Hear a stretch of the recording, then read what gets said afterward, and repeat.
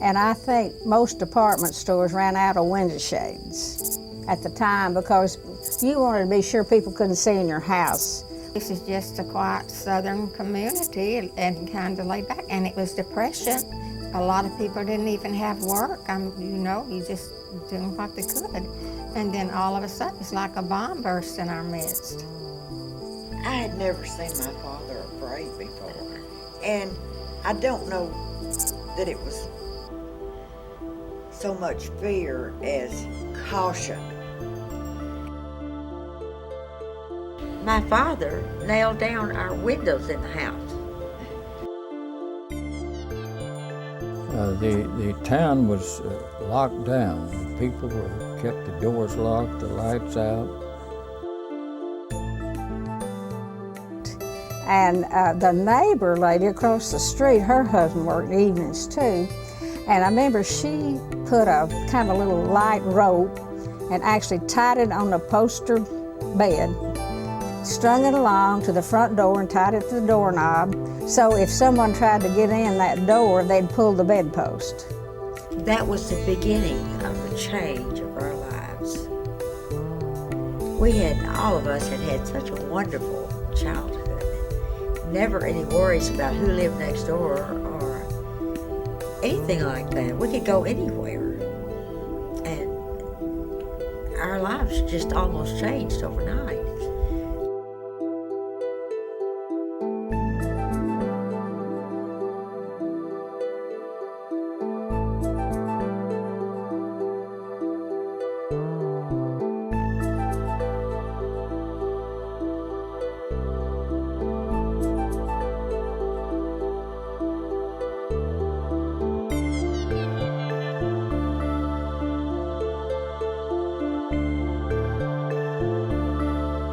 After the war, Texarkana's location made it somewhat of a crossroads for soldiers passing through on their way home and for those coming to the area seeking employment at Red River or Lone Star.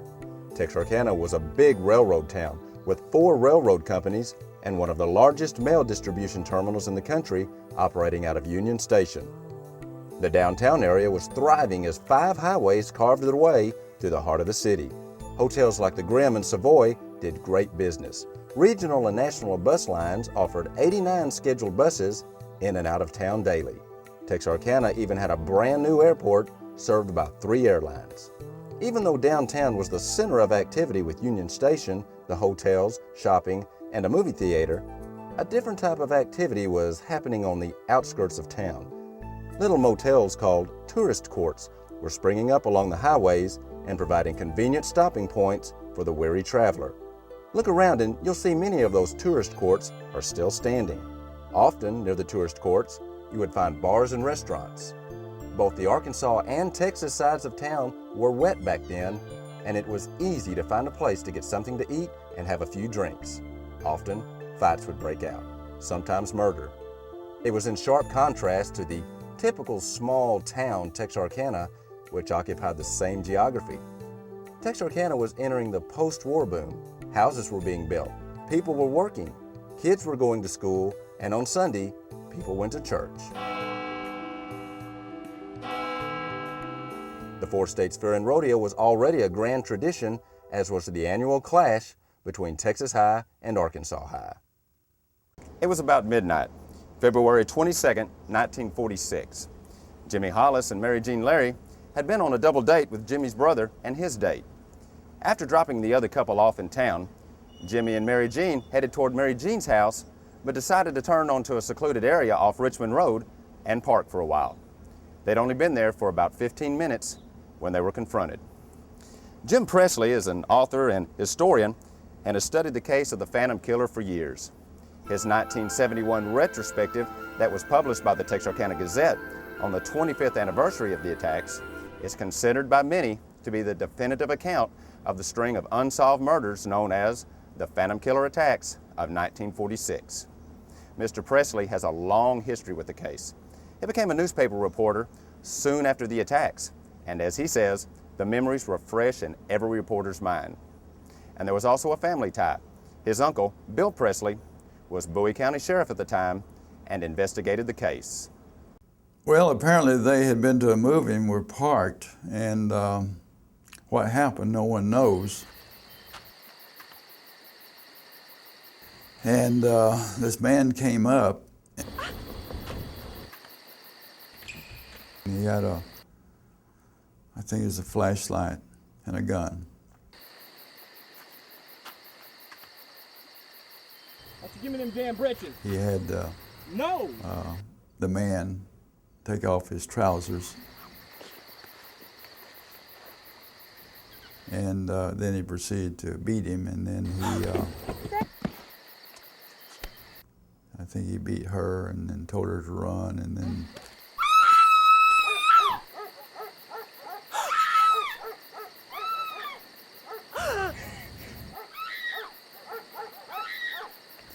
he caught up with her.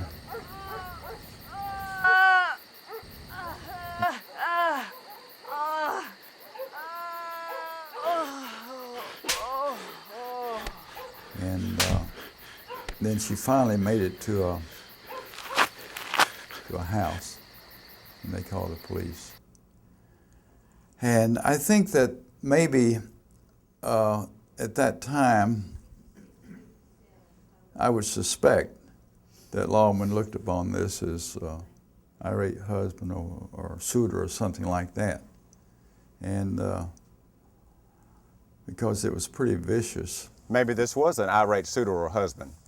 Both Mary Jean and Jimmy were married, but not to each other. Police investigated the attack. Mary Jean's husband was away at school and quickly cleared. Others were interviewed, but a suspect was never identified. Reports placed the attack just off Richmond Road, 1 mile north of the Beverly section of town. Now that would be near where Calhoun Creek intersects Richmond Road today, just a block or so from Texarkana Central Mall. However, this was undeveloped land at the time. Jimmy Hollis was 24. He suffered a fractured skull and was hospitalized for several months. Mary Jean Larry was 19. She was cut, bruised, and sexually assaulted with the barrel of a pistol. The attacker fled when he saw car headlights. Mary Jean walked over a mile to a house on Blanton Street in the Beverly Addition where she called police. They both described the attacker as about 6 feet tall with a gun and a flashlight. He was strong and had a distinctive voice. She said he wore a hood or some sort of a mask. However, according to reports, they disagreed on one important detail. In her statement, Mary Jean described the man as a black. Jimmy described him as a dark-skinned white man. No arrests and no suspects. So you have a beating out in the car. They investigate and do everything they can to catch the culprit, but it's a part of a long pattern. In fact, I seem to remember there was a brutal murder of a soldier from Louisiana sometime before then, or maybe it was, several months, maybe the year before. In fact, and I think they solved that one, but there were a lot of cases of murder. During the war, this was a rough and woolly town. And you remember that the last lynching in Texarkana was in 1941.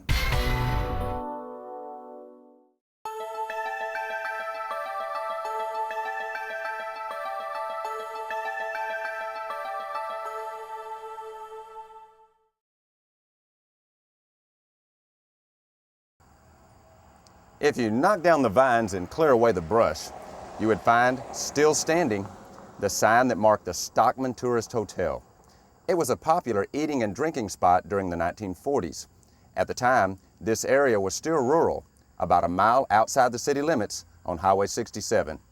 A gravel road called Rich Lane crossed Highway 67 just a few hundred feet from here. Later, as the town grew, Rich Lane was paved and renamed Robinson Road. On the morning of March 23rd, a motorist noticed a car parked across the highway off of Rich Lane, across from the Stockman. Inside the car were the bodies of 29-year-old Richard Griffin and 19-year-old Polly Ann Moore. Both had been shot twice in the head. As I recall, somebody went by first, thought that somebody was sleeping. Then they stopped to call the police, and they went out there. as I remember that my uncle Bill Presley and Jack Runnels, who was the chief of police in Texarkana, Texas, they were old friends.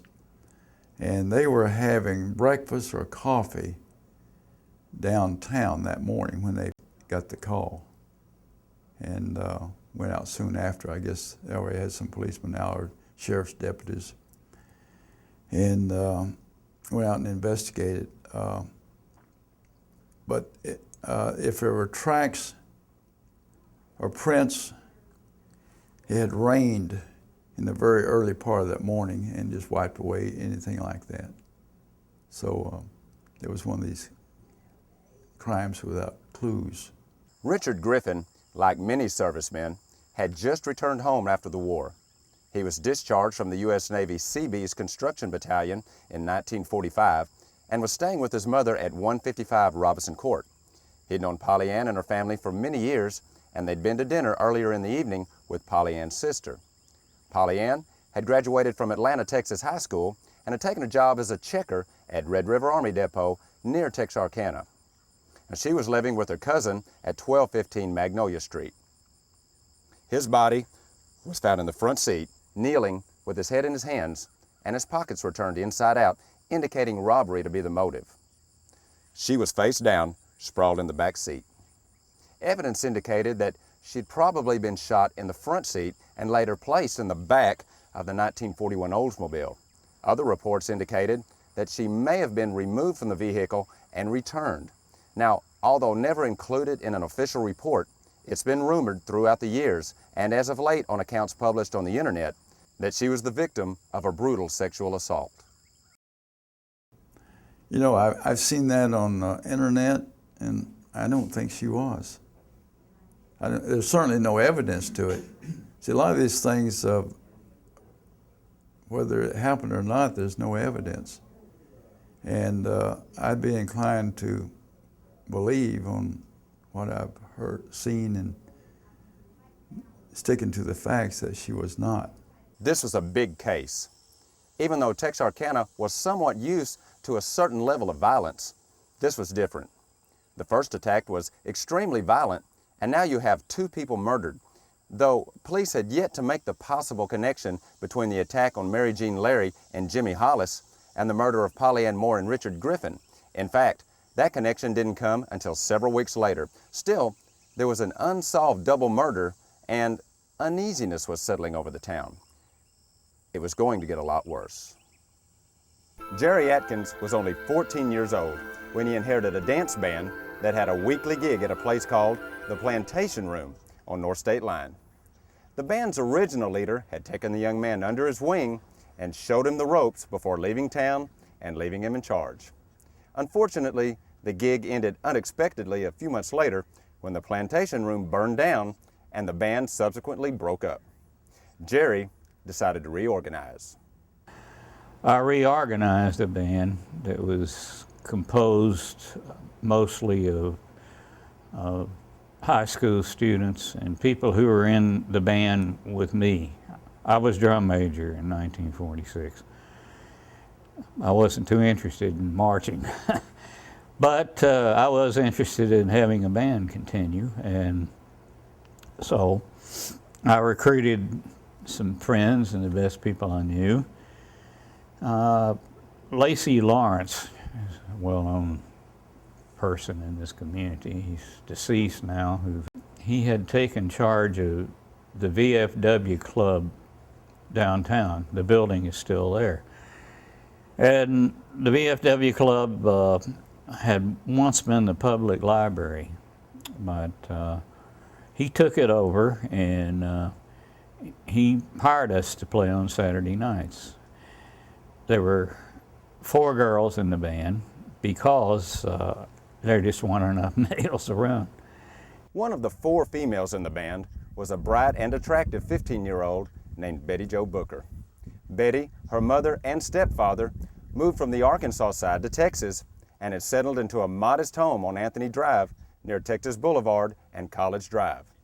She transferred to Texas High School and joined the marching band, of which Jerry Atkins was the drum major.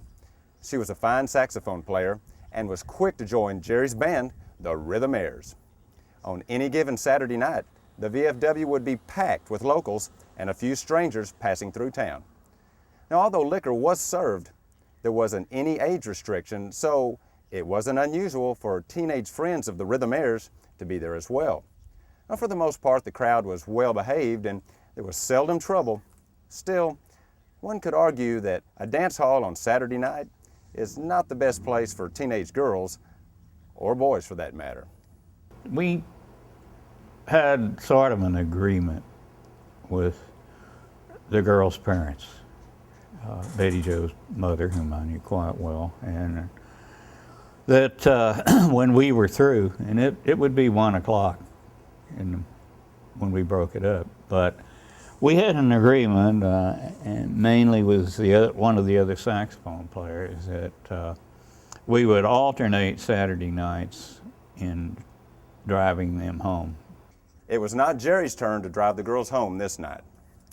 3 of the girls were taken home, but the 4th, Betty Jo, had other plans. About 100 miles to the south in Kilgore, Texas, a friend of Betty Jo's had returned from a military academy in Mississippi and had enrolled at Kilgore High School.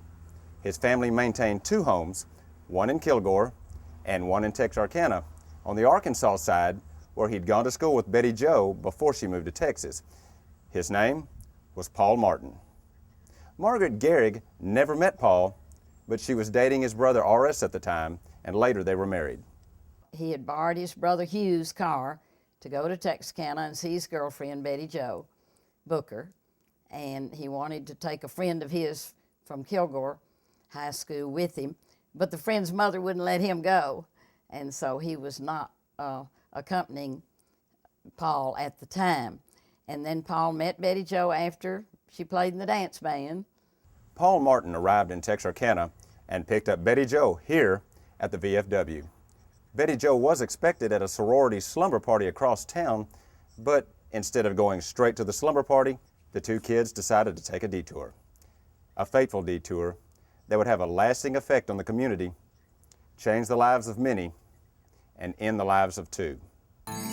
Paul Martin and Betty Jo Booker were about to be murdered. In 1946, Spring Lake Park was at the far north end of Texarkana and quite rural. This was the main entrance. Park Road ran to the north and at the time was a dirt road that ran parallel to Kansas City Southern Railroad tracks. Cork Dairy operated on the north end of the park, and of course, the interstate highway that cuts through the area now wouldn't be built for many years. This was a secluded area, and yes, it was a popular spot for lovers of all ages, especially on a Saturday night, or in this case, very early Sunday morning.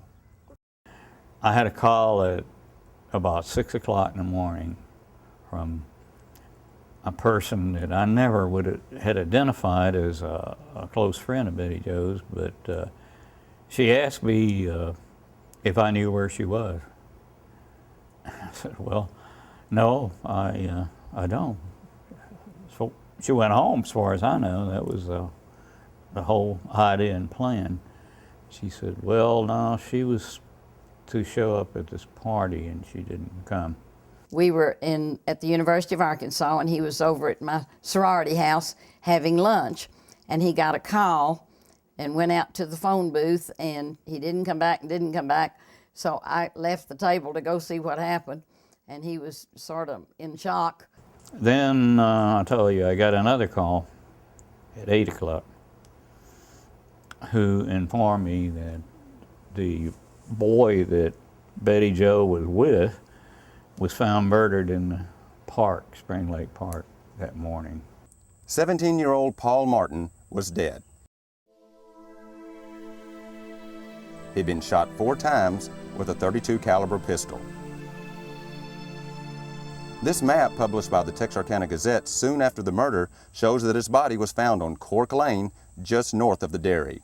Cork Lane was barely a dirt trail at the time, used by local farmers and delivery drivers. They had found him, and he wasn't with his car. It was a coupe. The car, which was I guess Paul Martin's, was parked very near the entranceway of Spring Lake Park, heading toward town with nobody in it. Yeah.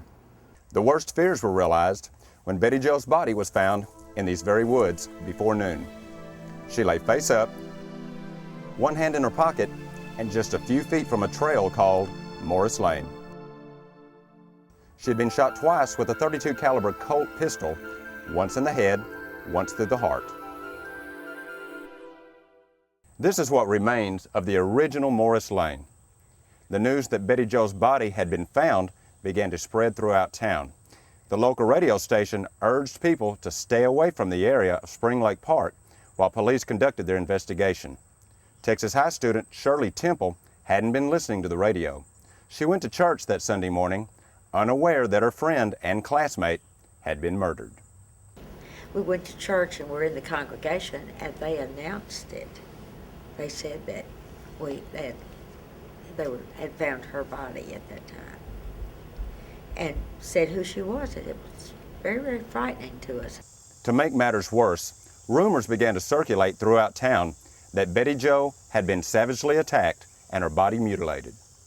Well, I remember one fellow told me that he was stating this as a fact, and he had been associated with one of the funeral homes, and it said that, I think it's Betty Jo Booker's body, it said there was gnawed her fingers and her breast. It never happened. Max Tackett had been the first. In fact, he volunteered that before I even asked him. He said, no, that didn't happen to any of the bodies. And it was just a figment of someone's imagination. Still, the rumors persisted. In fact, many people insist to this day that she was abused. Earlier, James Presley mentioned Max Tackett. Officer Tackett was an Arkansas State Trooper who would play a prominent role in the ongoing investigation. Police work would quickly link this case with the Moore Griffin murders because the same type of gun was used in both attacks, a .32 caliber Colt. Other than that, the police didn't really have anything to go on. Rain had washed away any traces of evidence at the Griffin Moore scene, and even as police pored over the Booker Martin crime scene, it soon became apparent that there just wasn't much of anything to go on. A couple of tire tracks, and that's about it. The police were baffled. The town was restless, to say the least. Panic-stricken was more like it. But have no fear, the Texas Rangers were coming to town, and that would certainly bring a quick resolution to this nightmare. Or would it?